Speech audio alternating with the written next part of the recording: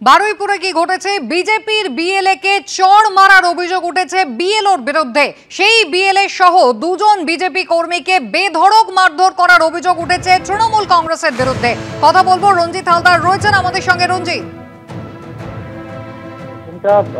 সুরজিৎ বিশ্বাস বিজেপির বিএলএ, তার যেটা অভিযোগ, স্থানীয় বিএলও অঞ্জনা মণ্ডল ফর্ম দিল্লি একাই করে দিচ্ছিল এবং এই বিষয়ে তিনি প্রতিবাদ করেছিলেন এবং গতকাল বিকালে সুরজিৎ বিশ্বাসকে ডাকা হয়েছিল এবং বাড়িতে ডাকার পর বিএলও বাড়িতে ডাকার পর তার যে পরিচয়পত্র, সেই পরিচয়পত্র কেড়ে নেওয়া হয় এবং ছিঁড়ে ফেলা হয় এবং মারধর করা হয় বলে অভিযোগ।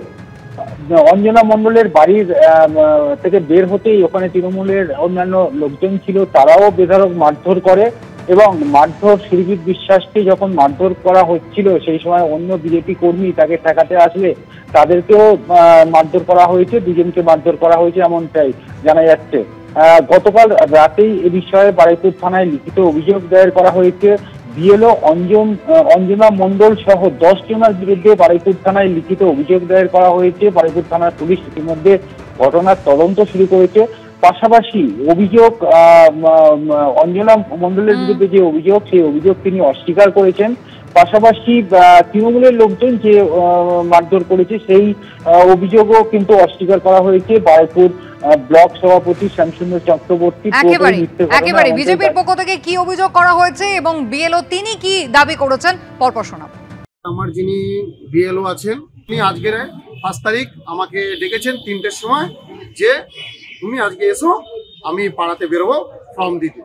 তো যথারীতিভাবে আমি বিএলএ 2 এর যে কাগজ আছেন নিয়ে আমি ওনার বাড়িতে গেছি। আমি যখন বেরিয়ে এসছি, বেরিয়ে আসার পরে কিছুটা দূর গিয়ে উনি বলছে 50টা ফর্ম পেয়েছি, তার মধ্যে 25 জনকে চিনতে পারছেন না। উনি বলে এই ফর্মটা আমাকে দিয়েছেন, কিন্তু উপপ্রধানের স্বামী রিয়া বর্মনের স্বামী কোথা থেকে এসছেন, বাইক চড়ে এসে আমাকে যথারীতিভাবে ধস্তাধস্তি, ধাক্কাধাক্কি, কিল ঘুষি, মারামারি, তার সঙ্গে আরো কিছু লোকজন এসে আমাকে মেরেছে, বেধড়ক মেরেছে। তৃণমূলের বেগমপুর পঞ্চায়েতের উপপ্রধান তার স্বামী চয়ন বর্মনের দ্বারা 58 নম্বর বুথের বিএলও অঞ্জনা মণ্ডল চাকরি পেয়েছে আইসিডিএস কর্মী। তার একটা কিছু রিটার্ন দিতে হবে, তো তাই তিনি ফর্ম দিতে বেরিয়ে আমাদের ভারতীয় জনতা পার্টির বিএলএ 2কে ডেকে পাঠায়। ডেকে পাঠানো মাত্রই আমাদের বিএলএ 2 সুরজিৎ গিয়ে যাওয়া মাত্রই তার থেকে কাগজ দেখতে চায় এবং কাগজটা ছিঁড়ে দেয়। তারপরে অঞ্জনা দেবী প্রথম চটটা মারে সুরজিতের গালে। তারপরে বেগমপুর পঞ্চায়েতের উপপ্রধানের যিনি হাজবেন্ড চয়ন বর্মন 15-20 জনকে নিয়ে আমাদের ফেলে বিএলএ 2কে মারে। তাপস বাবু আমাদের ওখানকার শক্তি কেন্দ্র প্রমুখ, 53 বছর বয়স, সে ঠেকাতে গেলে তাকে এমন মেরেছে তার মাথা ফেটে গেছে, কান দিয়ে রক্ত বেরোচ্ছে, মাথার পেছনে রক্তের ক্লট জমে গেছে। এটা সম্পূর্ণ মিথ্যে। বিজেপিরা আগে থেকেই আমাকে হুমকি দিয়েছে, আমাদের না নিয়ে ঘুরলে ইয়ারোর কাছে তোমার চাকরি নিয়ে করব, কি করে চাকরি বাঁচে দেখব। তাও আমি কিছু মনে করিনি। আমি ওদেরকে ফোন করে ডেকে নিয়ে ফিল্ডে গেছি। তারপরে ওরা আমার কাছে মিথ্যে অভিযোগ করে ফেসবুকে লিখেছে আমি নাকি ওদের আই কার্ড ছিঁড়ে দিয়েছি, চড় মেরেছি। এটা সম্পূর্ণ মিথ্যে, আমি কিছুই করিনি। খালি মিথ্যে অভিযোগ দিয়ে ওরা আমার নামে ফেসবুকে লিখে ছেড়েছে। বিএলওর বক্তব্য শুনলেন, মিথ্যে অভিযোগ করা হচ্ছে। তৃণমূল কংগ্রেসও কিন্তু হামলার অভিযোগ অস্বীকার করেছে। আর কি বলছেন সিপিএম নেতা সুজন চক্রবর্তী, দেখুন এবার। এটা হতে পারে যারা বিএলও হিসাবে কাজ করছে তারা মারধর করতে যাবে। স্থান বর্মন পার্টি অফিসে ছিল, গণ্ডগোলের সূত্রপাত হওয়ার পরে আমি তাকে পাঠিয়েছি। যেহেতু বিজেপি যাকে বিএলও 2 বানিয়েছে সে ওখানে থাকে না, তার কোনো বাড়িঘর নেই, ভোটার লিস্টে নাম আছে কিনা আমার জানা নেই। শুধুমাত্র প্রশ্ন করেছে আপনি এখানে থাকেন না, আপনি কি করে এলেন। তখন জন্মগ্রহণের উপরে অকথ্য ভাষায় গালাগালি করে। বিজেপি স্থানীয় যারা বিজেপি করে তারা যে শিক্ষা পাচ্ছে, যে কোনো প্রকারে গণ্ডগোল বাঁধাও আর খালি কমপ্লেন দিয়ে যাও, আসল সত্য নিশ্চয়ই উদ্ঘাটিত হবে। কোথাও কোথাও বিএলও যখন যাচ্ছেন তৃণমূল তাকে যেন কবজা করে রেখেছে এবং বিএলওরা স্বেচ্ছায় কিনা বলতে পারবো না কেন তৃণমূলের কবজায় যাচ্ছেন, নিজেদের বিপদ নিজেরা ডেকে আনছেন একাধিক জায়গাতে। সিপিএম এর বিএলএ গেছে তাকে ধাক্কাধাক্কি, সাধারণভাবে মানুষ আপত্তি করতে যাচ্ছে তাকে মারধর।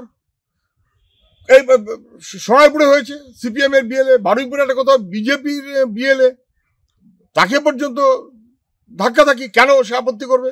কেন সে সঙ্গে থাকবে? বিএলও আমাদের কন্ট্রোলে, আমরা যা করবো বিএলওর সঙ্গে বসে করবো। তোমরা কারা? নির্বাচন কমিশন যেন যথাযথ দেখে প্রতিটি বিএলও প্রতিটি বিএলএ তার নিরাপত্তা নির্বাচন কমিশনের কাজ।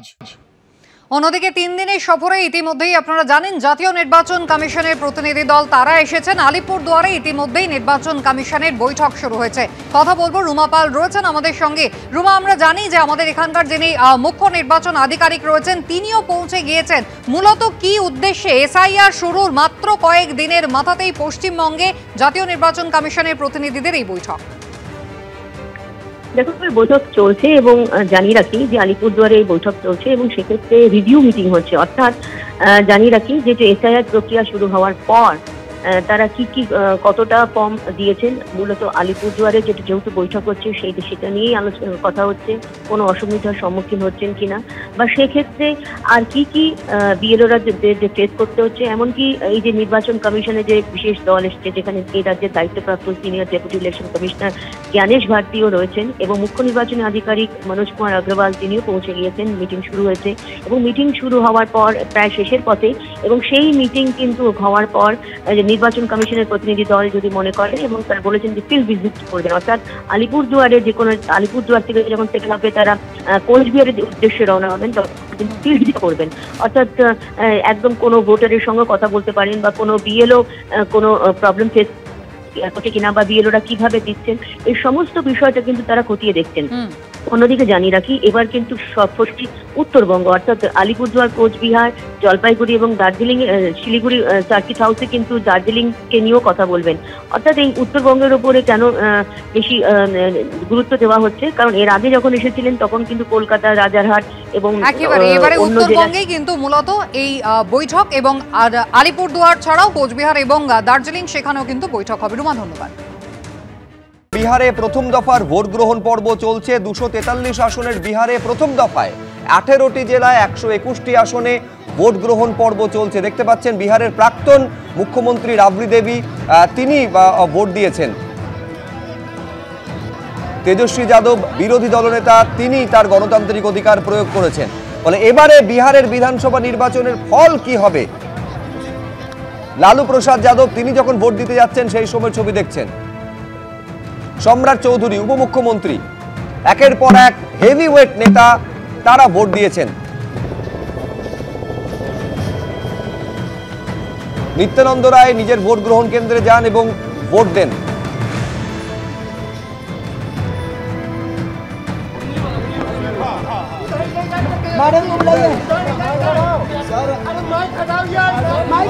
সকাল 9টা পর্যন্ত 13% ভোট পড়েছে বিহারে। 7টা থেকে শুরু হয়েছে ভোটদান পর্ব। 13% ভোট প্রথম 2 ঘন্টায় পড়েছে বিহার বিধানসভার প্রথম দফার নির্বাচনে।